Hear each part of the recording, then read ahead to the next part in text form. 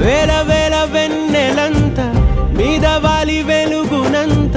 మోయమంటే నేను ఎంత రే చిన్ని గుండె ఉన్నదెంత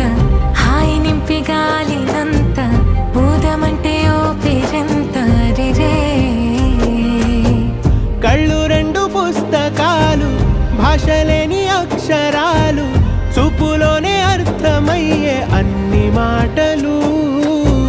ముందు లేని ఆనవాలు లేనిపోని కారణాలు కొత్త కొత్త ఓనమాలు ఎన్ని మాయలు